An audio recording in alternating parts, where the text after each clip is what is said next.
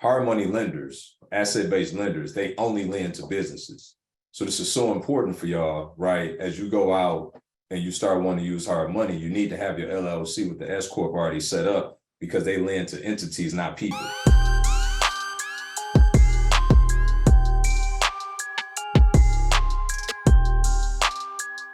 My question is, after closing on a property, securing finances from whether that be other people's money, hard money lending, or HELOC, are you, is the strategy to refinance into a commercial loan? And if so, what does that process look like? So when you say secure property, are you speaking specifically about a cash flow property at this point? Yes, right. So you secure the loan, just say, for example, hard money, to be able to pay back that hard money, and maybe be able to pull your money out of the deal. Are you utilizing a commercial loan to refi, utilizing that LLC? Yeah, for sure. At that point, you could go out and get 30-year term debt. 18 months ago, there were a lot more traditional banks that were even doing those types of loans. That, with all the banking crisis and just the volatility of what the market has been recently with, interest rate swings and whatnot, that pool of 30-year takeout partners has shrunk a little bit. The middle lending market kind of got compressed a bit, but there are a ton of them. I'm going through one right now with a 20-unit apartment building. We had to refi into another bridge just based on the time in which we did it. And then now I got a 30-year takeout partner that'll refi us again, and then, at a lower rate, and then get some long-term debt. But 100%, yeah, you would at that point just seek out a middle market lender that will come in and give you 30-year debt with a LLC, right? Primary banks will do it as well, but their stipulation is typically that you don't do it in the LLC. They want to see you do it in your personal. They feel more secure in that regard, right? Whereas, middle market lenders, and that's another key point. And I think I'm gonna mention this later this week, but I'll say it now as well. LLCs, hard money lenders, asset-based lenders, they only lend to businesses. So this is so important for y'all, right? As you go out and you start wanting to use hard money, you need to have your LLC with the S Corp already set up because they lend to entities, not people, okay? Which is good for you on the recourse side. Although you personally guarantee the loan, you're still a little more insulated from it just impacting you personally because it's not going to be on your credit. Right. So I got over 100 units. Ain't none of it on my credit report. When the bank pull up my credit, like, you got no debt. You know what I'm saying? Because it's all in entities. So that's a major key, right? That you making sure that you're doing these deals in your entity to keep you clean personally. What do you know about building your own inventory? Is that a good route to go, or should I just stick with trying to find deals that are already built, homes that's already built? When you say building your own inventory, Willie, are you meaning like actually build new construction homes or going to build up your own pipeline of properties? Building my own pipeline of properties. You know this area a little bit. I remember you said Umatilla. So this area is growing tremendously, man. Yeah. There's so much land out here. But I want to figure in, if I was to purchase 10 acres, do I build on that, or should I just step back from it and let somebody else build, or, partner? I'm not sure exactly. So there's some opportunities for me though. For sure. I think it's a great question. I think I'll give you two different perspectives. Okay. One is if you're looking at just going to do like a deal, right? I'm gonna build a duplex. I'm gonna build a single family. You need to look at what's the price per square foot to build the property, right? Versus what's the ARV of the area.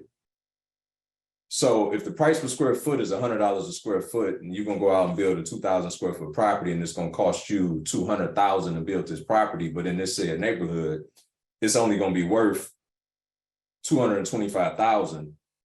Does it make sense to do that? Maybe not. right? I mean, depending on if you want to buy and hold it, if you feel comfortable, 25,000 in equity, and you think you could cash flow this thing at $3,000 a month, and you can make $700, maybe, right? Maybe that does make sense.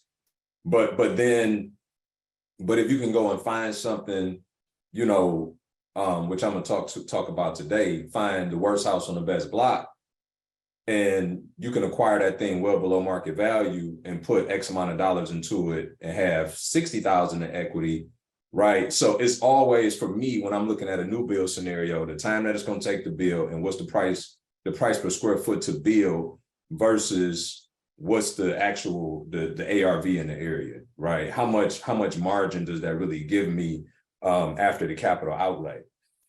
The other part, it would be, you know, to your point, you want to hedge out and buy a bunch of acreage.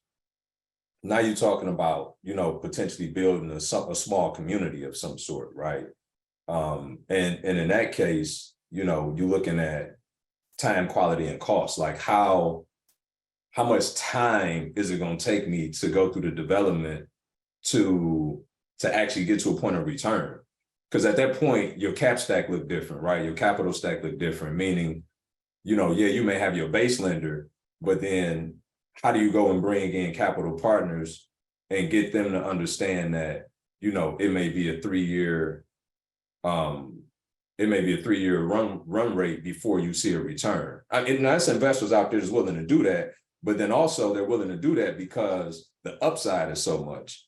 So it's about acquiring the land at a low enough cost, getting the build out at a low enough cost, trying to compress time as much as possible to where at the end of the story, everybody make more money doing this than what they would do if they were putting their capital somewhere else.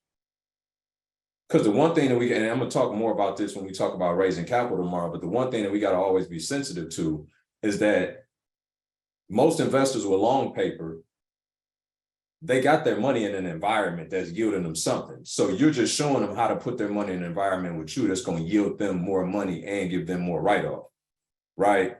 Your mom and pop investors, they got their money in the bank, they got their money in a 401k. That's just an easy sell for them because they don't even really have their money in places. You know what I mean? They just got their money in stagnation. So you're showing them how to get it out of being stagnant and putting some velocity on a return. I'm seeing a lot of banning signs and taking pictures of the banning signs.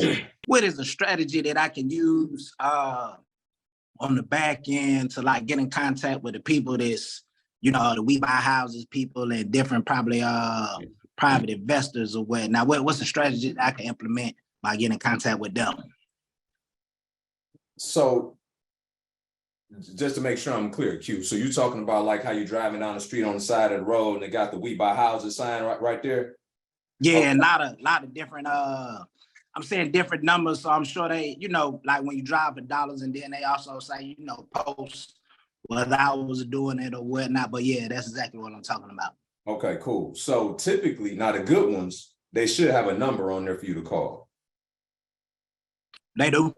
Yeah, the good ones should have a number on there for you to call. When you call them, what you'll find out is that they either bird dogs, right? That's a poor terminology that's in the real estate space, right? They out there like looking for deals for wholesalers, or they actually are wholesalers that's dropping those signs, right? So it's like following the breadcrumb trail. You know what I mean? They're good people to connect with, especially if you just start wholesaling. You may look up and talk somebody into selling you your property. The next challenge you're gonna have though is that then you don't have nobody to sell it to. So when you start connecting with those We Buy Houses people, they typically have both sides. They typically have buyers and they got access to some properties. So they good people to just start networking with, because if you do stumble up on your own acquisition, they may have somebody that you can do disposition with.